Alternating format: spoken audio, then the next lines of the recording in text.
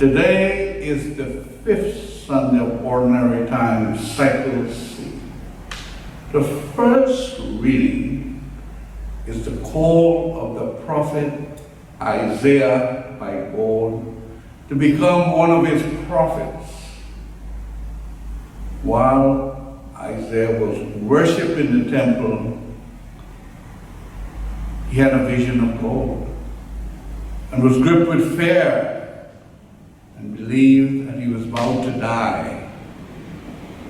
He confessed that he was unworthy and that he was a man of unclean lips.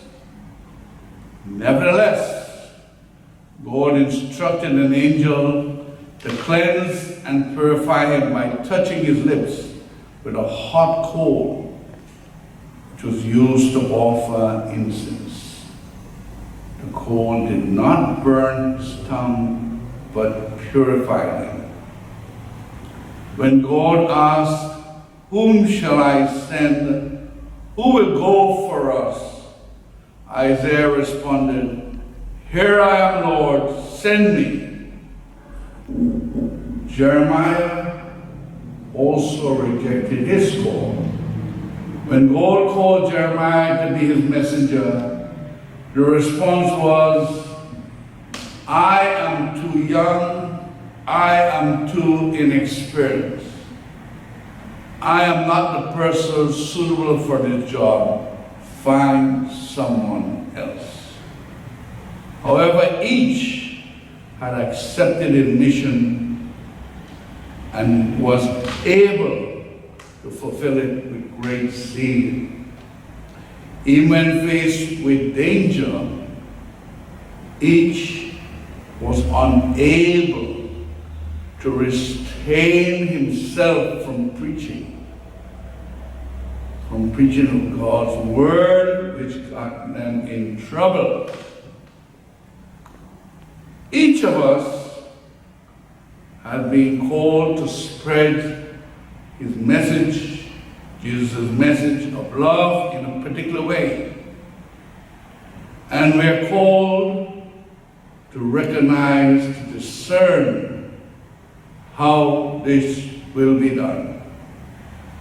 For some, it may be to a priestly or religious life. For others, it may be just an active role in the ministry of the church, or as a volunteer in a charitable project.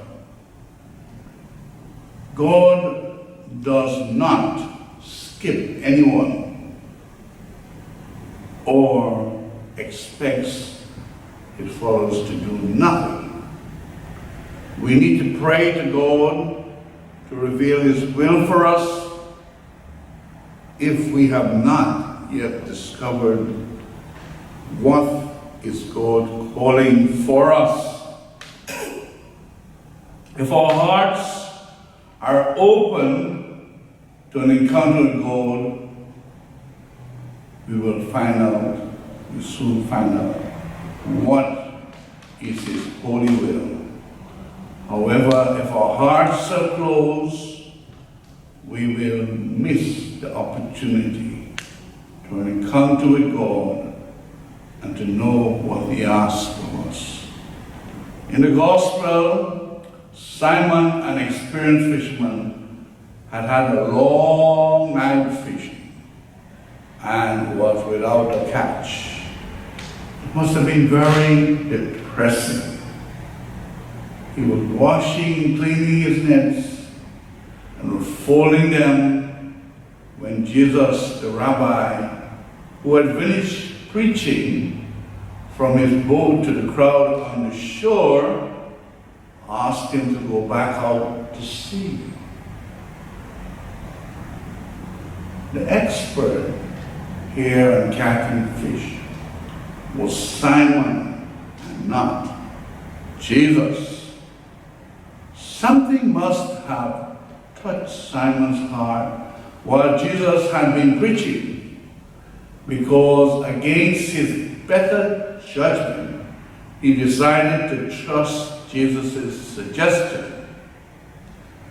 When they lowered their nets, they caught so many fish that their nets began to tear, and the boat was in danger of sinking.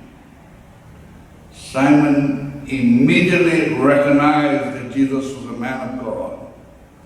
Falling to his knees, he said, "Depart from me, Lord, for I am a sinful man." God can do great things through us if, like Mary, we're willing to trust him and to do his holy will. She said to the angel at the Annunciation, "I am the handmaid of the Lord. Be it done unto me according to your will." You do not have to be perfect to be a great disciple of Jesus. In spite of Peter's denial 3 times that he was a follower of Jesus, when Jesus was arrested, Jesus made Peter the head of the apostles. However, he asked him, "Peter, do you love me?" Peter was not only contrite, but he professed his love for Jesus 3 times to come to his 3 denials. Can you trust Jesus even if what he suggests to you seems illogical? If you do his will, God will do great things through you. Trust God, believe in him, and you too will be a great disciple.